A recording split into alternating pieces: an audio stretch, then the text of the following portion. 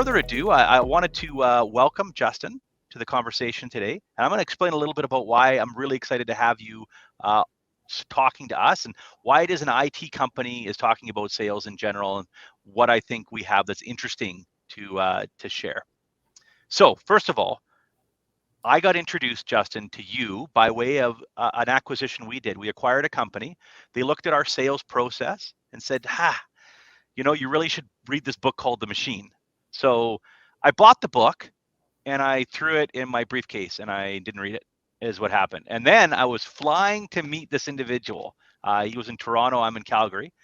And I thought I better read this book so I don't look like an idiot if he brings up any of the concepts. And by the time I landed in Toronto, I had my thinking entirely changed. I was what you would get almost like a cult follower. I was enthusiastic. I was brimming with ideas. You were reprogrammed. I was reprogrammed. I was challenged. I was things that I thought were obvious assumptions suddenly weren't obvious. Second thing is I then went and let everybody else in the company know about this book and got copies and distributed copies. And we all got enthusiastic about it. But really what was a foundational change was when I heard you engage in an industry conversation with a bunch of other IT managed service providers. And when you spoke and the way in which you attacked the ideas, it was obvious to myself and our CEO, Alex, that we needed to connect with you. And that's when we brought in Ballistix. And I'll get into a little bit later what that's meant for F12 and changed it. But before we get into all of that, I wanted to give an opportunity for you to introduce yourself, Justin. So first of all, tell us a little bit about, before we get into your thoughts on sales, this is a little bit about yourself for the audience that might not know you and maybe a little bit about how you got into the industry writ large. Yeah, well, I was born in the UK, grew up in Australia, emigrated to the US, in case anyone's wondering what the accent is. I started off in the industry as a salesperson and ended up as CEO of a financial services startup that spun out of a company that I was working for at that stage as a director of sales. And then that startup, in struggling to and pivoting and trying to find a way to sort of survive initially and become successful eventually, we ended up stumbling across this idea that, maybe sales shouldn't be the domain of autonomous agents. Maybe we should corporatize, I guess would be a word, corporatize the sales function, make it look more like production in a modern organization. And we did. And then that led to me leaving and starting Ballistix 27 years ago. It's 27 years. So you've been obviously a ton of different businesses, ton of different organizations that you've gone in, explored what they had in the sales function, helped them evolve. So this is what Ballistix does. In a word, is go into organizations and help them change their sales functions, apply first principles, adjust it so that they go from having well, maybe I'll let you describe it. What would you say Ballistix does? What's the impact that Ballistix has on organizations? Yeah, so we rebuild for organizations their entire front of house, and not just sales. So let me give you the big idea, and then that will become clearer. Our big idea is that salespeople should be focused on one activity to the exclusion of all other activities, and that activity is selling conversations. And we define selling conversations as conversations performed in pursuit of new business only, not conversations performed with a view to maintaining existing business. So in our world, salespeople do not own accounts. They're not autonomous because they can't be self-sufficient. They need to be part of a team. And the one thing that they're focused on is pursuing new business. And to instantiate that fairly simple idea, practically what's required is to transfer most of salespeople's practical responsibilities elsewhere in the organization. So no more account ownership, no more customer service tasks, no more prospecting for new business. We take away everything other than selling conversations and transfer them elsewhere. And that requires a complete rebuild of an organization's front of house: customer service, design engineering, marketing, and sales.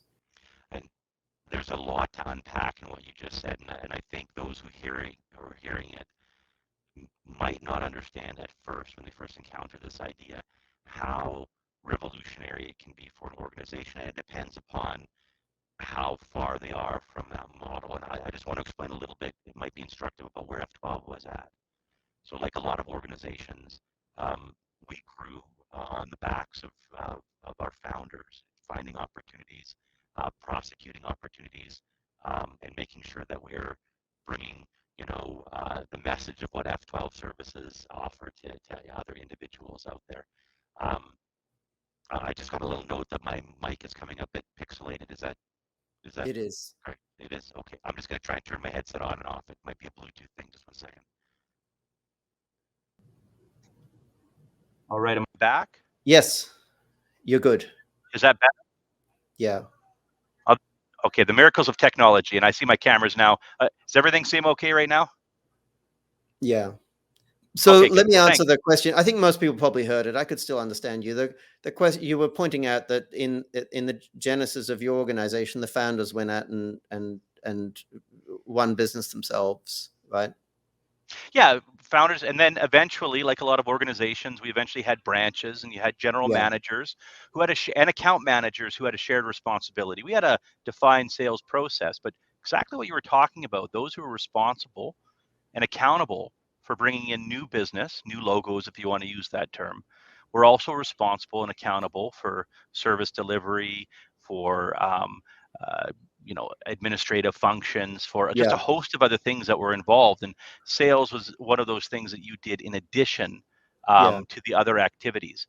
Um, And that works at a very small scale. and it did. It's how we got as far as we did, right? And not only does it work, but it's probably the most efficient way of growing a business. If you start a very small business and the founder goes out and wins new accounts, you're probably maximizing your chances of succeeding. So the problem is, as organizations scale, it ceases to be the most efficient way to run sales. Now, what happens is organizations intuitively recognize that, so they end up subdividing the organization. So, the founder / rainmaker, or founder as rainmaker model works until it doesn't. So you have two choices. You either change the model as you scale the firm, or you don't scale the firm. And what tends to happen is you subdivide. The alternative, you subdivide, so you end up with lots of offices all over the place with general managers, and each general manager is meant to be kind of a facsimile of the founder rainmaker. And the problem with that is you end up delegating the responsibility, the founder rainmaker responsibility, to a whole bunch of characters who don't have the same set of rare personal attributes that the original founders did. And you end up, yeah, it's just not a scalable model. And in fact, most of the organizations we consult with have got to the point where they've got to exactly that point. They hit diminishing returns on the founder as rainmaker model, and then they said, "Oh, well, we'll subdivide the firm and have lots of regions with branches," and then they've hit diminishing returns on that model. And diminishing returns, and you also hit natural constraints, because whatever the capacity of that individual is, that sets the limits for that region. It will grow until there's enough activities that are consuming all of the available capacity, and then you start to put in dilution mechanisms, I'll call them, assistant managers and other things, to try to squeeze something out of those diminishing returns. We cheated a little bit in our journey, and I don't think this is uncommon for other organizations and professional services and otherwise. We acquired other great owners too, so we could replicate that owner mentality and leadership in different communities. But again, that only got so far. That it allowed us to scale somewhat artificially past the limits of the leadership that we had within F12 original. So we arrived there. Just an interesting point is, this is not a rare problem. If you imagine the genesis of a traditional industry like the automotive industry, which started off with carriage builders, I guess, you could think about applying the same thing to manufacturing. And I'm sure there was a point in the history of the automotive industry where somebody tried to scale an automotive manufacturer by cobbling together a bunch of carriage makers. In fact, that was probably GM's genesis. Sure. But at some point, you realize that no, for this to be truly scalable, we need to centralize this. And really, the conclusion is the same for sales as it is for manufacturing. You know, the Tesla model is infinitely more efficient than the traditional model because it's so centralized. What's fascinating to me, and this might not be obvious to those who are joining the conversation, when I read The Machine, and this is not an IT book, it's not a tech book, it's not like a lot of business books that are about, you know, Silicon Valley and how you scale up books. In fact, Justin, when we first met, you were pretty bullish about, oh, you're an MSP. I kind of hate talking to MSPs. I think you said something along those lines. In fact, your first principles are founded in business writ large. And we found them so applicable to F12. Maybe explore that a little bit, if you don't mind, Justin, how in the different industries you've worked with, where you've seen these same habits or constraints manifest themselves in businesses as they've scaled. I think the problem that I'm referring to appears all over the place. The problem that we have is that management teams in different organizations have different levels of preparedness in terms of recognizing the problem, in terms of being prepared to admit the nature of the problem, and having the maturity required to actually deal with the problem. You know, we prefer to work with industrial organizations because they tend to have good product market fit, and they tend to have mature management teams with experience operating at scale. You know, it's always tricky for us working with technology companies because even though you tend to have hyper smart individuals at the top, you don't have that mature management team necessarily that has experience running a business at scale. So I wonder if that's almost a symptom of it, because you get organizations that are created and birthed by the visionary leader, and that becomes how the organization is structured. So it's not always a fully flushed management team where production's been separated from, you know, its constituent parts. I just wonder if that's a natural symptom of the industry that we happen to be in, or maybe it's immaturity. I think if we're talking to a mid to large size manufacturer or industrial distributor, so by mid to large I mean sort of 50 to 300 million, the difference is that there's one part of that business that is already systemized to the point that it's infinitely scalable. Well, almost it's boundlessly scalable. And we're saying, hey, this other little bit of the business here that's been neglected, the front of house bit, that still looks like it probably would have looked 100 years ago. You know, how about we kind of we rebuild that so it looks like the rest of the organization, as opposed to an organization that has never been on that journey in any part of the organization. It's much harder because it was a difficult and painful journey in production or manufacturing or project management, but at least they've played the game before. They have it in their DNA. This is what I thought was so interesting. Maybe it was the thing that gave me the tingles the most, if I could use that term, when I read the book, was that idea that, hey, why is it we've taken these principles, the theory of constraints, the idea of process improvement, etc., and even more fundamental than that, division of labor. Division of labor, and we apply that without every unit of the business, and then we act like sales needs to be something entirely different. Yeah, that it needs to have its own autonomy, fuzzy accountability, black art magic, and you just said that's ridiculous. Imprecise definitions. Yeah, and we got to use weird incentive structures like commissions that we wouldn't use in any other avenue of the business to achieve results. Artificial management, I think you call it, and we say that's just the way it has to be because that's the way it's always been. Have these rock stars walk around and make money fall out of the sky. And you said, no, it's not to be the way. And you talked about manufacturing and industrial industries that had already, applied these principles in other avenues of their business. Yeah. And this is what I thought was so interesting is in managed service providers, at least I can say, we've had to do the same thing. Our service desk, our project delivery, these are all about creating systems and processes to drive accountability and scale. And so it's interesting that there was, in order to be successful at any scale in this industry, you have to get tight about division of labor, about Yeah. responsibilities, about accountability, and yet not in sales. It's such a universal truth. So we've got kind of these two principles floating out here right now. Salespeople should only sell. They shouldn't, if you want to get scale, if you want to get over that hump of the constraints we talked about, when you got to get salespeople doing nothing but selling. And likely, there's something you said there that I think might have tweaked a few people.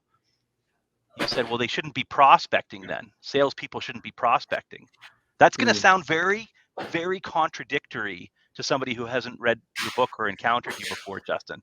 So how would you explore that? What do you mean by salespeople shouldn't be prospecting? Well, I would define selling as simply having selling conversations, trying to convince prospective customers to become customers, or existing customers to buy some new category of service. Now, it's tempting to package prospecting in with the selling piece, but if you think about what prospecting is, it's materially different from selling. And the most obvious difference is selling is one-to-one, prospecting is one-to-many. If you think about what's required to prospect, it breaks into two components. The first component is trying to sift potential customers out of a population of random organizations. Who's your suspects out of the entire earth, right? Identifying prospects among suspects, for example, to use sales terminology. And the other part of it is what salespeople like to call qualification. And qualification is interesting because from the customer's perspective, there is zero distinction between a qualification conversation and a selling conversation. They're the same thing. So it's a distinction without a difference. And so we try and get rid of this idea of qualification. We say that, it doesn't make sense to start a conversation without someone who's a prospect. And someone who's a prospect is somebody who is typically a competitor's customer. So if Devon, if you are a customer of one of our competitors and not of ours, then you are a prospect. And that's kind of deterministic. I don't need to get on the telephone and interview you. Now, the standard qualification questions are you in the process of making a purchasing decision? If you're trying to grow your business, you shouldn't be trying to sell to only those folks who are in the process of making a purchasing decision. You should be trying to sell to all of your competitors' customers. So the need for qualification disappears. And what's left is a bunch of activities that are one-to-many. And the marketing department is better equipped to perform those activities than the sales department are. We're talking about buying lists of organization from ZoomInfo. We're talking about applying filters and filtering it down to a subset. We're talking about coming up with compelling propositions that are carefully designed to be particularly appealing to that subset of customers. And then packaging up those lists of carefully identified prospects with the compelling proposition and pushing that to salespeople.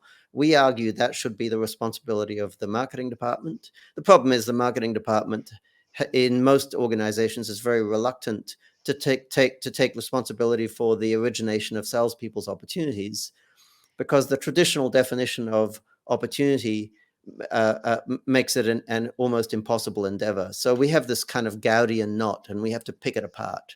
We have to say, first, we define an opportunity as a competitor's customer. So if you can identify one of them and come up with a compelling proposition, that's an opportunity. And we're going to pass that to the salesperson. It's the salesperson's job to go chase it. And if the salesperson says that's not qualified, we say, well, kind of it is, because this is a customer of a competitor, and it's your job to right this wrong that we've identified exists in the universe. You're not our customer. Exactly.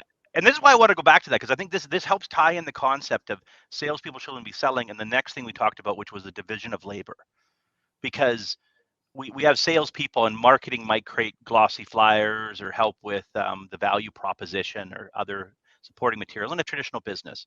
And now it's flung to the salesperson to look at the universe and decide who they're going to talk to, how they're going to approach them, what conversations they're going to have. They're doing all of it, while likely also doing post-sale activities and client relationship building and all sorts of things like that. But they're being judged on the outcomes of all those activities. And you're saying, so there are two. Yeah. Two separate big this? problems that come out of that, and I want to stop you because it relates to exactly how you framed it there. Two big problems that come out of that. The first one, working backwards, is if salespeople are responsible for managing accounts, then salespeople, once they have a book of accounts to manage, are no longer selling. They end up spending most of their time managing accounts. We called it F12. You get the seesaw effect. If you were Yes. really busy in fulfillment, you couldn't sell, and then all of a Yeah. sudden that would taper off, and so things became very unpredictable because Well, it was about the I mean, capacity. it's actually worse than that, because not only are salespeople managing accounts, but on the occasion they sell something to one of those accounts, they also get involved in fulfillment, which makes the problem even worse. Um, um, the other problem is, if salespeople are responsible for originating their own sales opportunities, they end up taking sort of an account-centric approach, which means they look at a list of folks, and for each person on that list, they ask, or for each company, what could I sell this organization today? And as a result of that, you end up with very limited resources applied to the design of propositions, because propositions to take to customers are designed on the fly by salespeople who do not have the resources or the degrees of freedom at their disposal to come up with truly compelling propositions. So we want to take that away from salespeople, give it to marketing in conjunction with the executive team, and we want the organization to adopt what I would call a campaign-centric approach. So first we identify the market segment that we want to go after.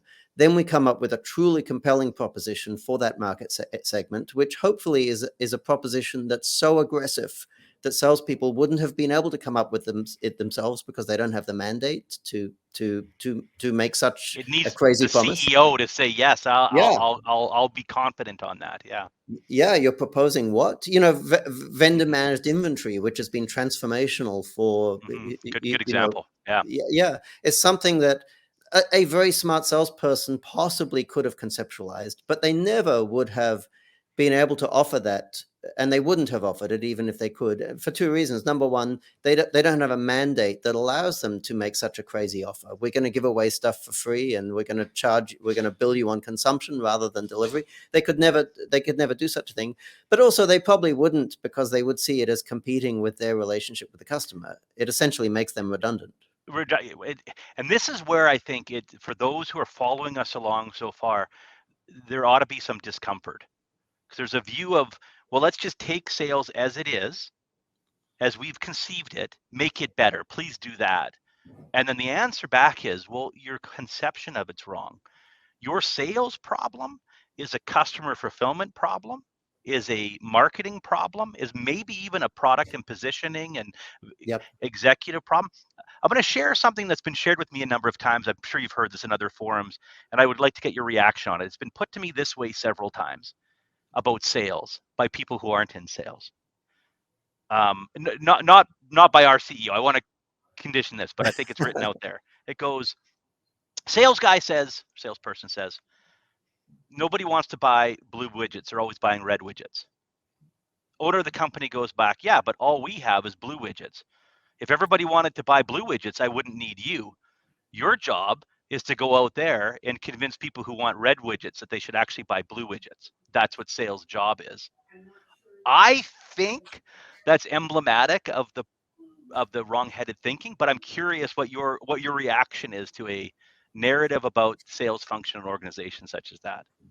I think it's half right. I think it is the responsibility of the salesperson to sell, and I think the essence of selling is convincing folks to do stuff they wouldn't have otherwise done, as opposed to being a diplomat.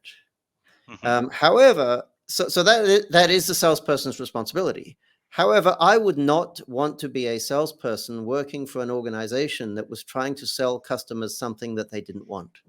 Yes. So it's the responsibility of the organization, and therefore the executive team, to ensure that if the customers want blue widgets, that we're selling blue widgets, and in fact to ensure that we're selling widgets that are a shade of blue that is so blue that none of our competitors could possibly compete with us on the basis of blueness.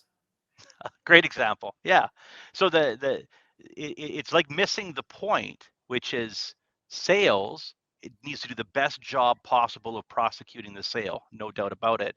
but the product, its value, its compellingness, if I could use a word like that, that's a whole organization problem. That's a responsibility of the executives to make it. That was revolutionary for us at F12, and it brought the rest of the organization into campaign conception. And opened, and it was magical. This is one of the things Ballistix helped us do in our organization, was to get the executive team together to think about our value prop, not just leave it to either sales or marketing or them combined, but as a whole organization, and say, what can we do? How can we even design our products and services in such a manner that others would be scared to make those claims, to offer those guarantees, to package and sell it in that manner? And that sounds obvious, but it wasn't obvious to us for a while to do that on our own. Well, it brings us back to the discussion we started with, and that's the genesis of a firm with the founder as the rainmaker. If the founder is the rainmaker, they're close to customers, they're hearing feedback, and if there's a product market fit problem, they will fix it themselves. But by the time you start to scale up, and you've got 2 or 3 layers of people between the founders or the senior executive team and the customers, then you don't get that feedback anymore. And by adopting our campaign-centric approach to sales, what we're saying is that it's the responsibility of the executive team to come up with propositions. It's the responsibility of the sales team to pitch those propositions to the list of candidates that we fed to them, and then we're going to take the results from that effort, and we're going to present those results back to the executive team, and we're going to say to the executive team, here's how that compelling proposition that you came up with fared in the marketplace, and we're going to hold the executive team responsible for how compelling their propositions are. I mean, and that sounds radical, phenomenal. But that was happening automatically on day one when you had a small business. Absolutely. It was the only way it worked, and things were self-correcting, and they could correct quickly. Yes, exactly. It's truth, right? The market will give you truth. You're either winning or you're losing. And you just have to engineer your I would say the point is to engineer it so that the truth gets to the decision makers as quickly as possible and as accurately as possible. And when they're conceiving campaigns and then looking at the results, that will naturally happen. So this leads to it. We're starting to get this idea of separation of labor, and we can go into that in further detail, but I think we've done a good job of highlighting it. It also means that there's a change in autonomy. This makes traditional salespeople and sales leaders often very uncomfortable. You know, when you work in our help desk, for example, or our project services, or if you work on a manufacturing shop floor or other areas of the business, finance, you don't have a great deal of autonomy. You have an accountability for what you need to do and how you do it, and even if you're the CEO, you don't have a great deal of autonomy. Absolutely. But if I was to look in your calendar or Alex's calendar, I'm pretty sure they are chock full of appointments that have probably been scheduled by someone else. And you sometimes need to put in bathroom breaks almost into the especially in this world of Zoom. It's so true. That's what I'm saying to my assistant. It's like, come on, I need to eat. But sales has traditionally been a forum where I'm going to hire a great, talented individual that's got amazing charisma, is going to self-manage themselves. Here's my expectation of you, Mrs. Sales Genius. Go. How you organize your day is often left entirely up to the salesperson. And then to motivate them, because sales is hard and there's lots of other things you might do. We say, okay, well, we'll pay you extra for doing what we've hired you to do. And if you really do lots of what we're paying you to do, we'll pay you even more. We'll put accelerators in place, and we'll really and we created all this. And so I wanted to set it up in that way, so you can poke it, you can provide the Justin view of that. Yeah. Well, we're trying to, for better or worse, replicate the set of conditions that existed at the beginning of the universe. I don't mean the universe in general, but the universe of this little little part of the universe. Yeah, exactly. And we're damned if we succeed and damned if we fail. If we fail, which is most likely, because most of the individuals we hire and put into those positions are not capable of creating something out of nothing. They're not zero. Well, they likely would have their own business. Exactly, which brings me to the second problem. if they succeed, we end up incubating competitors.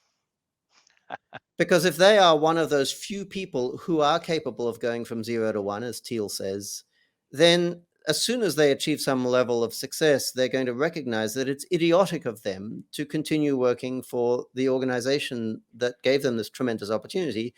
They'd be better off building their own team around them. And there are many mature industries, like printing, for example, where where if you look at a typical printing firm, you recognize that the printing firm is designed to be an incubator for competitors. And if you ask people who own printing firms, where did this firm come from? They all give exactly the same answer. Oh, well, we spun out of a company we worked for previously. That cuts really close to the bone, or hits close to the heart, if you will, in IT managed service providers. Yeah. Most were technically minded individuals who joined a firm, learned how to sell, do value propositions, and then started their own firm. Yeah. That and I is had this conversation a with pattern. Executives will critique our approach, and they will sing the praises of the traditional sales approach, and they will argue with me that it's doable. And I will say to them, well, you might be correct, but I hope you're not. Because if you are correct, all that's occurring here is you are building an incubator for future competitors. Why would you want to do that? Yeah. So I will say to them, look, the root assumptions that you're arguing from are probably incorrect. It's highly unlikely that you are going to be able to identify that small percentage of individuals who are capable of producing something out of nothing. You're probably wrong. And I hope you're wrong, because you're probably better off being wrong than you would be if you were actually right. And I want to confess, that was my whole strategy before I encountered your book, was to identify those individuals I thought could be unicorns. Yeah, future CEOs. Yeah, and to now there was a couple of flaws with it, not only the ones that you just mentioned, but when I look at the mentorship that was given to me, which was a 1-to-1 or 1-to-2 relationship between the CEO and those he was mentoring, and I had a 1-to-15, 1-to-16, 1-to-20 ratio, there was no way I could create the conditions I was given. There's just no way. It didn't scale beyond what the time and energy and love and that you could give to help an individual over that traditional journey. So it was very limiting. Now at this point, people might ask, and it was a question I had right away, was, this all sounds great, Justin. When you divide these things up, how can you afford it? I mean, you've got people that are doing a bunch of activities, so they're maintaining current revenues and doing sales. And at first glance, it goes, well, now if we're going to divide these, which means we're going to have individuals responsible and paid for constituent parts of components, the division of labor. It's going to require more titles, more job descriptions, more investment in this. It's not affordable for my business. That would be a response, a knee-jerk reaction some might have. Yeah, so it's true that if you mapped out the perfect model based upon the idea of a very strict division of labor, the kind of division of labor that you would see in a software development team, not the kind of software development team that an MSP would run, the kind of software development team that Google would run. Right. Then you would probably end up with a model that contained a whole bunch more roles and therefore people, and it would look like it was more costly. But ultimately, but really what you need to recognize is what's important here is cost per unit of growth.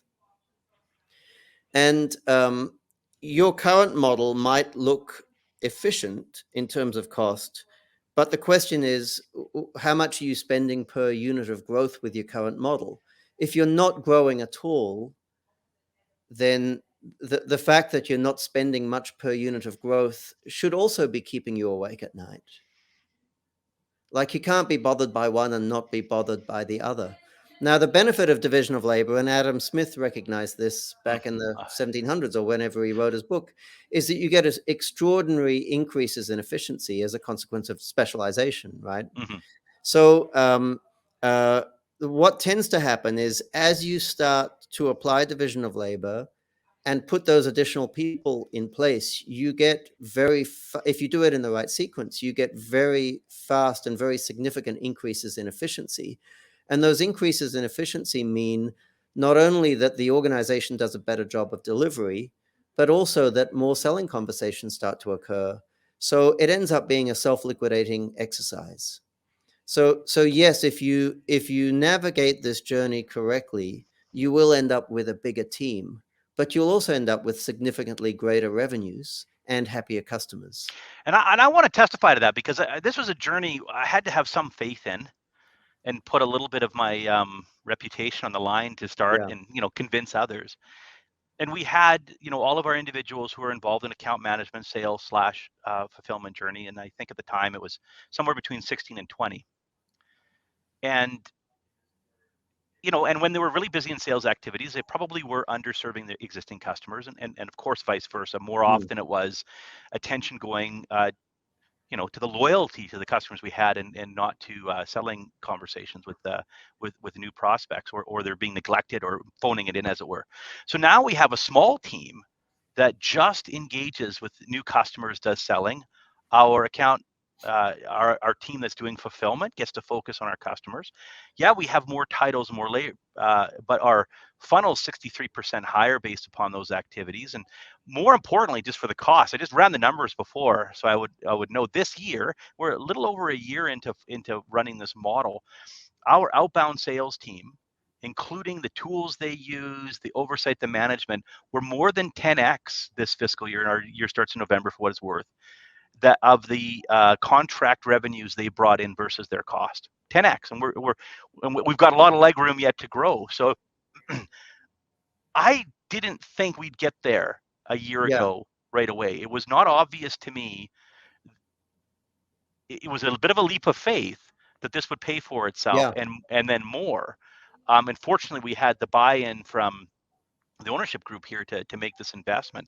But it's been fascinating to see, as individuals specialize in their particular function of the sales conversations, or the prospecting, or they get better, they get efficient, they get more effective, because they're doing it more often, rather than it just being one out of the 40 other responsibilities they have. So I just wanted to give that little testimony. Yeah, and then that's a typical number. If we encourage our clients to do this accounting, oftentimes they don't do it. I wish they did it more.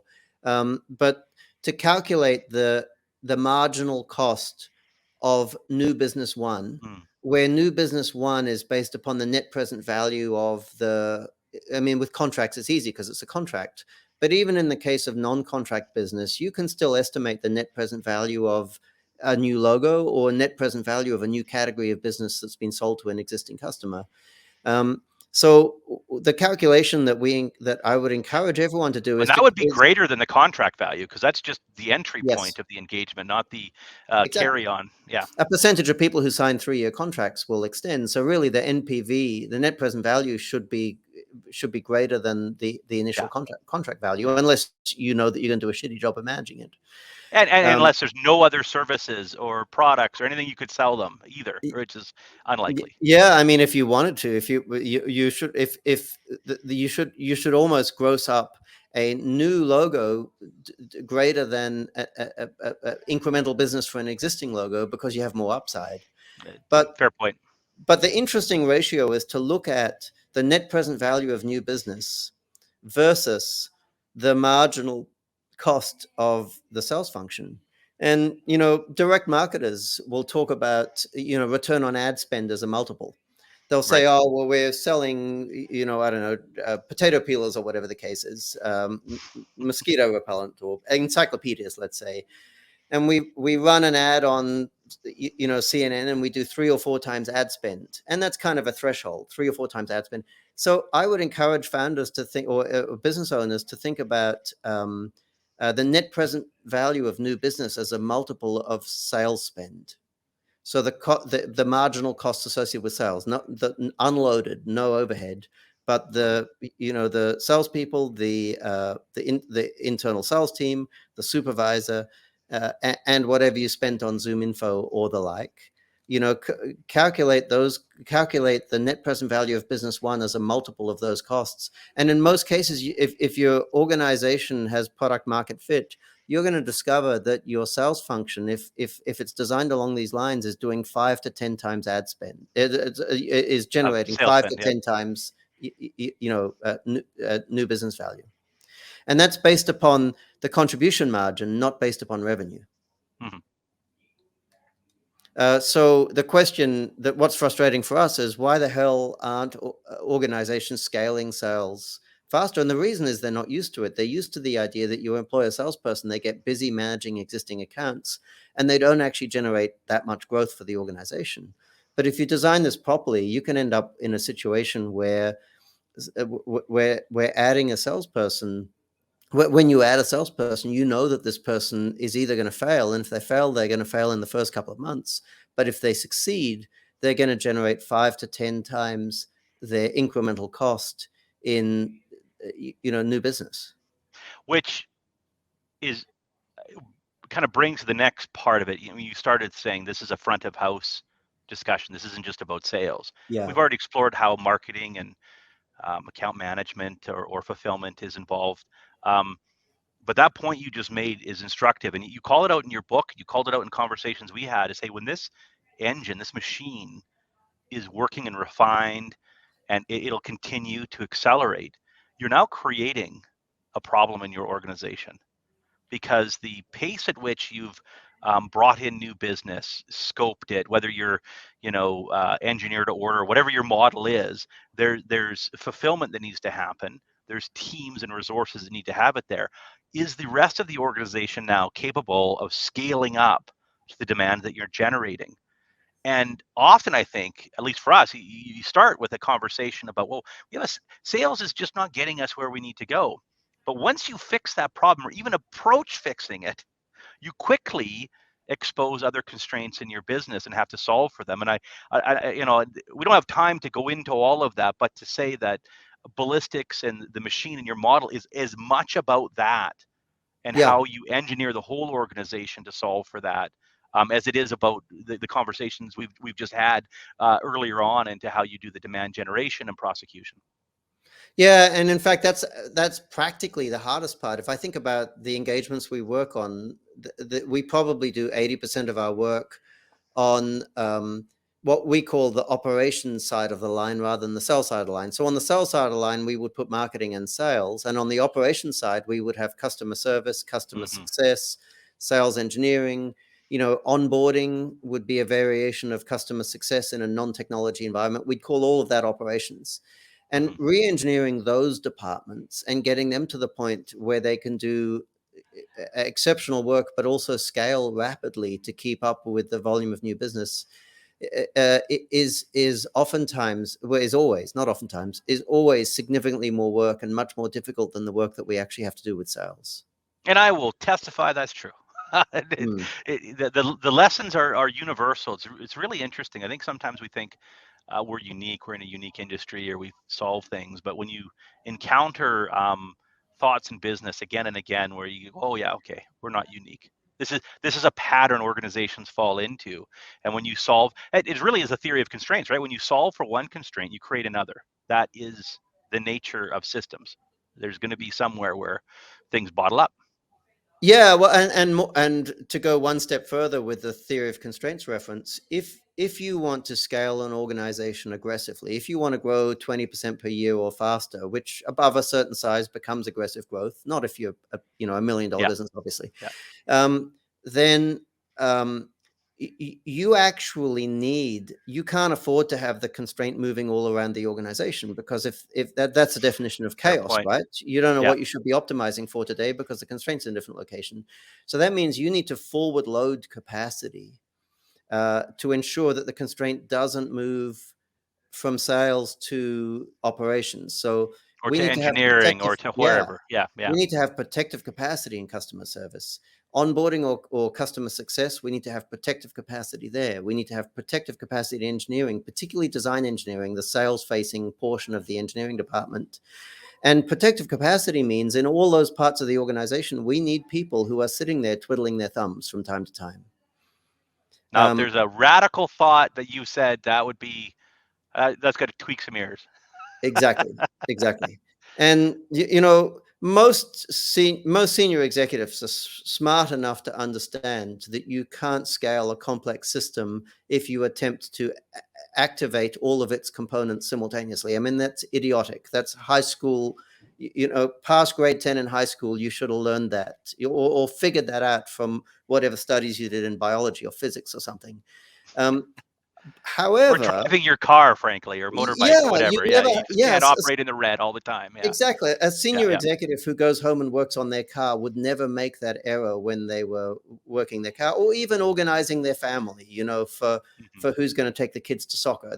There's this understanding that we can't achieve perfect efficiency, and the pursuit of perfect efficiency is idiotic given the nature of the universe, uncertainty and dependencies and so on.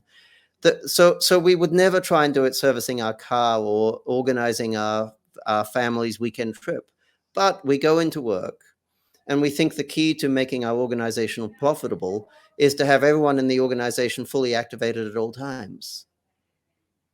And it's kind of hardwired into our DNA, in spite of the fact that it's idiotic at first glance. And that's one of the big challenges, or that's one of the big kind of thinking patterns, I guess, that we have to unpick when we go into an organization. If you want to scale your organization quickly, you need protective capacity all over the place. So it's interesting because you would judge a vehicle by how efficiently and effectively it's moving from location to, and comfortably, I guess you could say, from location to location. But when we look at our business, we sometimes get into, hey, the alternator's not spinning as fast as it should, or the cylinders, they need to be maxed out. Those cylinders, there's another 1,000 RPM in there. That's not indicative of how well your car is performing. In fact, it's a leading indicator that your car is about to, if you're running everything red, it's not that you're having a great car. In fact, you're about to have an explosion somewhere. You're gonna and there are parts of the organization where we don't make this mistake, and it's parts of the organization where making this constraint would be catastrophic. I've never gone into an organization and found a payroll department that was so overburdened that once in every 4 or 5 pay periods they failed to do payroll. Yeah, because that would be catastrophic for the organization. But it's kind of this important versus urgent dilemma. So nobody makes this mistake with payroll because it would cause the problems of the urgent type. But ultimately, if you're trying to grow your organization aggressively, then you need to treat important problems as if they were urgent problems. So you need to ensure that you have just as much protective capacity in your customer service team and your customer success or onboarding team or design engineering team as you would in your payroll department. Justin, I think we could talk for another couple of hours. I know we're coming up on time. I want to leave a little space for any questions that may come up from the audience. I did want to say a few things. If you've been listening and a few things seem controversial or questionable, and that's great. These are, I think, great ideas to wrestle with. I encourage you to pick up the book, The Machine. It's available on Amazon, readily available. I think there's a paper copy now, if I'm not mistaken. I've marked up my copy, then accidentally sent the copy to other people because I usually have a couple. I highly encourage it. And I will also say this. I'm not usually in the habit of hawking books, Justin, but most business books I read have one big idea, and then they repeat that ad nauseum to where I'm halfway through the book and I'm like, what? Okay, I'm now wasting my time. That is not the case with this book. It could be longer, and mercifully it's not. It's tight, and there's a lot of great ideas. As well, if you want to have engage Ballistix and just explore whether the concepts we're talking about could add value to your organization, Justin, how should they get in hold of you? If you just Google my name, Justin Roff-Marsh, we actually have an event coming up in Toronto, and another one in Chicago. If you go to 8 uncomfortable truths hyphenated, 8-uncomfortable truths.com, and we're happy to give away tickets. It's normally $300 a head, but if you're interested in coming, send me an email, and if you attended this event, we'll gift, or if you're a colleague of F12, send me an email. We'll gift you a ticket to the event in your area. Well, thank you very much for that generous offer to our friends at F12. I would also say and extend it, if you want to talk to myself or our CEO, Alex Webb, about our experience, either with the model, with where F12 was at, with his impact, with working with Justin and his team, very happy to provide our experience and let you know what is done for us. All right, any questions anyone has that's in the audience? Oh, thank you very much. We've got the link that's been sent for the 8 Uncomfortable Truths. If you would like to attend that, you were saying it's in Toronto and in Chicago. Yeah, if you click through, you can see the dates. We have a Chicago one and a Toronto one coming up shortly. All right, fantastic. Well, I don't see any further questions coming through, which I'm going to assume means people are wrestling with the idea. Justin, thank you for joining us. I always enjoy our conversations and walk away with new nuggets, and I've been looking forward to this for a couple of months since we decided to get together and have a chat. I'll just end by saying, this concept of analyzing sales the way we do every other aspect of our business is powerful, and it's beguiling because it seems at first simple, and then the more you dig into it, the more you find that it really requires, at least in our case, a rethink of a lot of different habits and activities within our organization, and the work's ongoing. So thank you very much to Justin, both for attending and for helping be a big part of the F12 story. With that, I'll let you all go and wish you all a very successful day. Thank you for having me.